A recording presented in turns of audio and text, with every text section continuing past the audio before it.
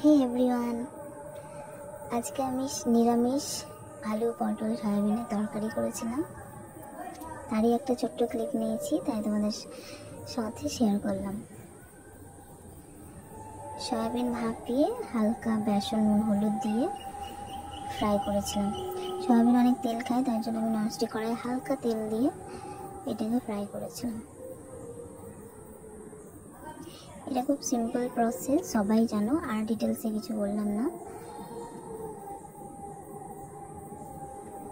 হ্যাঁ, মশলাতে দিয়েছিলাম আদা, টমেটো আর কাঁচা লঙ্কার পেস্ট, আর ফোড়নে দিয়েছিলাম সাদা জিরে, শুকনো লঙ্কা, তেজপাতা, ব্যাস। আর লাস্টে নামানোর আগে একটুখানি গরম মশলা দিয়ে দেবে, তাহলেই দেখবে দুর্দান্ত স্বাদ।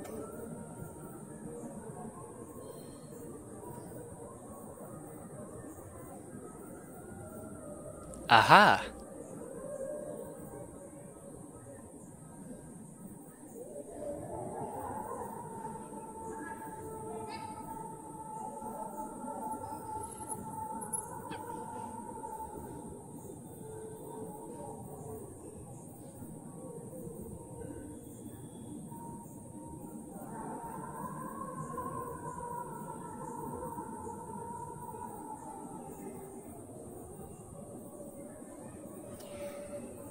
Wow!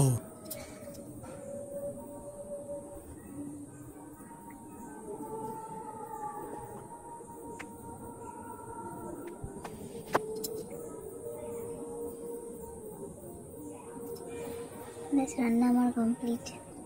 দেখার জন্য সবাইকে ধন্যবাদ। টাটা।